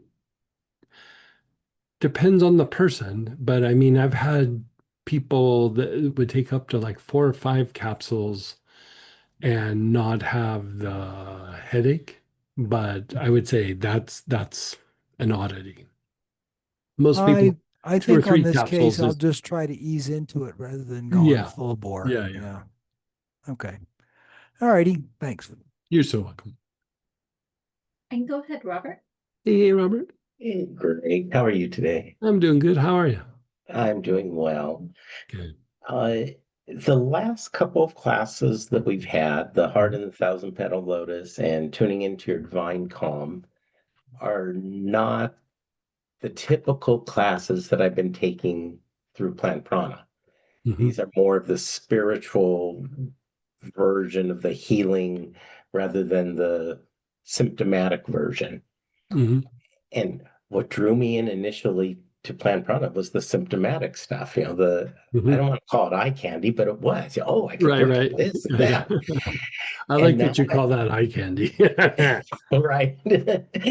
But now I'm fascinated by the spiritual version of a healing. Mhm. And there's this part of me that says, when do I choose which and how do I approach it?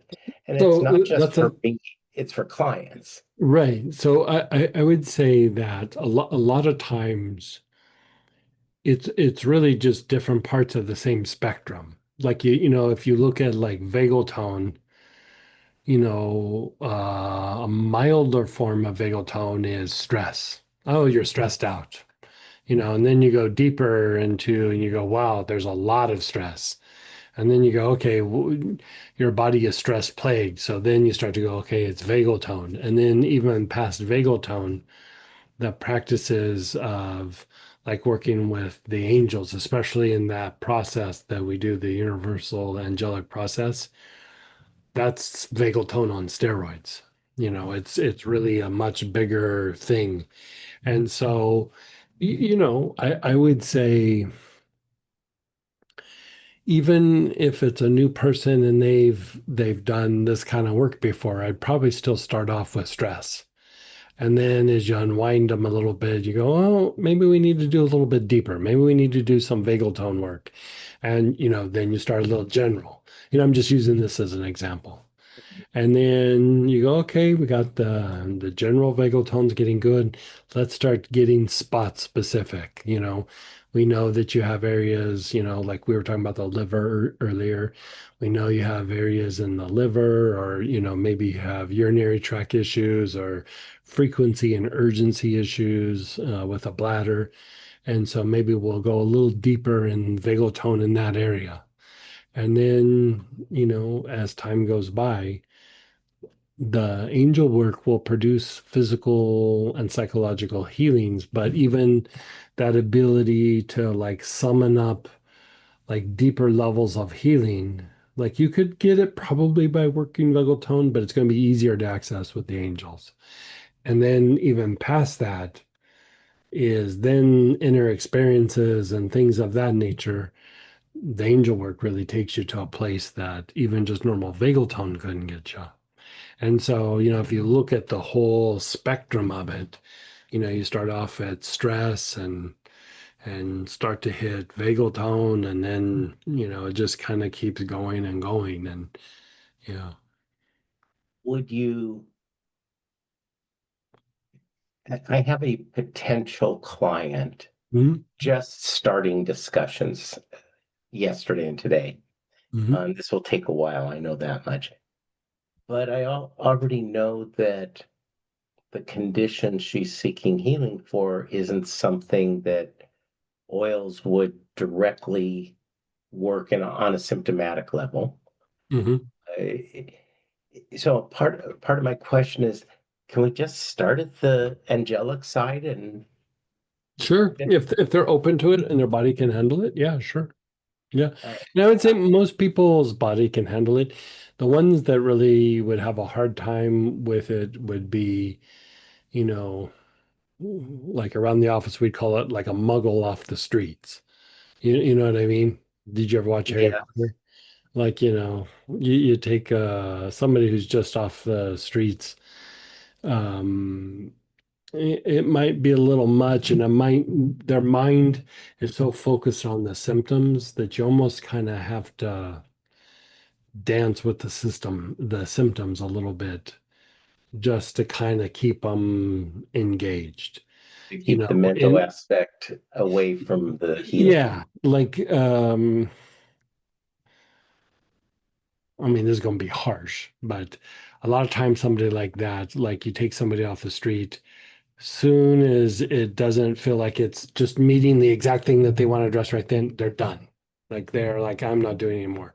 And so treatment is also educating them on what's happening and the degree that it's happening, and you're cultivating a kind of awareness in them that they don't have. And so it's not like you're just buying time. It's like it's even the idea of like, okay, tell me how you feel. How's your body feel? How's your shoulder feel? Did it last longer? Did it not be as intense? Did it go away quicker? You know, you kind of already know the answers, but you're helping them go, oh, yeah, you know what? It did not last as long and it wasn't as intense. And when it got aggravated, it went away faster. It went away on its own. And you already knew all those answers, but they didn't. And so you have to kind of go, okay, let's look at your body. Tell me about your body. What's going on? What's happening? How's your breath? You just kind of keep educating them on that. And, you know, sometimes they're not in the place for even that to happen. And so it's okay, maybe you help them in the next place that they land and Yes. they get something out of it. But I always try to do as much as I can for somebody over a period of time. And like that like when I mean this is why it's kind of great to have these like things where we talk things out, is because people will come and go, this is what's going on, and you start asking questions and it's usually not even close. So, but if you start having a back and forth, you can kind of go through and start assessing like, oh, this is what's going on, and this is what needs to be addressed. And so even that is therapeutic. It just seems like you're gathering data, but even that is therapeutic because part of the healing process is how they think about the situation. It's not just the situation, it's not just the symptoms, is you are kind of teaching them that they gotta like approach this and think about it a little bit differently. And you know I try to meet people where they're at, not like where I think they should be, but just where they're at. And so even the idea of stress for some people, like that idea blows their mind. So if you start talking to angels to that person, you're not going to get very far. But if somebody's kind of been around the block and they've been doing some things, and even if it's not been the stuff that we're talking about, and you go, hey, let's work with some angels, and they have an experience, they'll go, that's amazing. And then they're more in. And so you kind of got to read your person a little bit. I I think as I progress with this person, she'll probably come on study group to give her specifics and talk about what may happen and what we can do. Hmm. But part of me is like, she's a computer customer of mine, and she talked about her medical condition, and I said, well, after we do this computer stuff, let's talk about it. I might have Right. something. And she sounded very open, very, because she knows what she's doing in the medical world isn't going to get her where she wants to go. Yeah, I will say more of the general population are more open to things alternative than they were 15 or 20 years ago, by Yes. far. And even 30 years ago, my God, talking about essential oils 30 years ago, man, You'd be, it was yeah, rough. you'd be escorted out. Right, it was pretty rough. You know.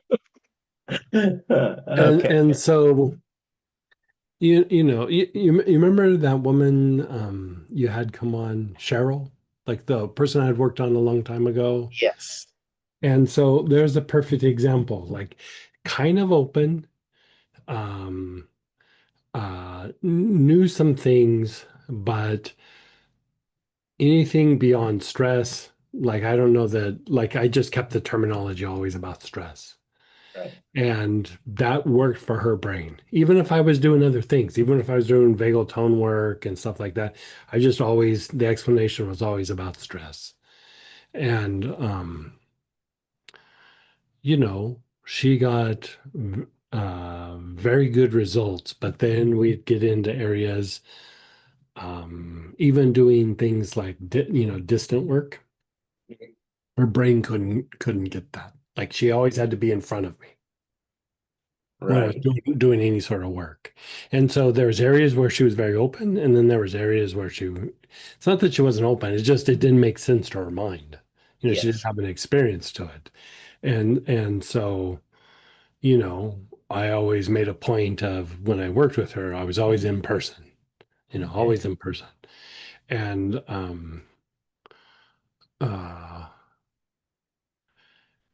being able to assess that, like, this is the areas that they're open, these are the areas where they're not. And then, you know, maybe they grow out of it, maybe they don't, doesn't matter. You just kind of work within their parameters, kind of, so to speak. Right. And I don't know. I've known this person for 3 years now, I think, something like Mm-hmm, that. And we've always had very good rapport. We've never talked about alternative healing until this week. mm-hmm, And I I don't want to over guess, so I'm playing it very cautiously and taking time at it and letting her ask questions that she has and being more general than specific. and ask her a lot of questions. Like, Right. I would just, like, kind of just probe the situation, because, like, sometimes there might be things that don't seem like associated, but they might be, or something. And so, it kind of, even you asking her questions makes her observe her body, how we go, like, okay, feel it in your body. Where do you feel it? Like, early stage of that is going, tell me about your shoulder, tell me about your neck, tell me what happens with stress, like what happens, like, tell me the worst part of your week, tell me, how is your sleep. You start Okay. doing that, because then they have to start going, okay, I have to be aware of my body, I have to be aware of the things I do, I have to be aware of all these things. And that is, like, actually a very early stage of put your awareness on your body and just stay focused on it, and then, like, have it expand into something. And that's interesting you say that. I'll follow that and ask her a bunch more questions and Yeah. to give a sense of her body. I sense that she's open, but this whole idea of being a body awareness would be like, huh? What are you asking me to do? It's not that she's Right. against it, it's that she Right. doesn't understand it, doesn't. Yeah. You have to educate her on how her body feels, Okay. and do that with questions. Yeah, just keep asking Yeah. questions about this Yeah. part, that part. Do you feel this? Can you feel that? And so on. Right. Oh, I see we have to go. Yeah. Uh, thank you very much. You're so welcome. Let's continue this discussion at some point. Sounds good. Okay, everybody, we're going to jump over to the prayer petitions for Astara. Hope you had a good session tonight and a good Auric program. And tomorrow night we're doing the cultivation for or No, we're doing the heart and the thousand petals heart in the thousand petaled lotus. So study group. study group. So Wednesday night, and mystical practices are back, and the Astara practice is back. So hopefully you can join us.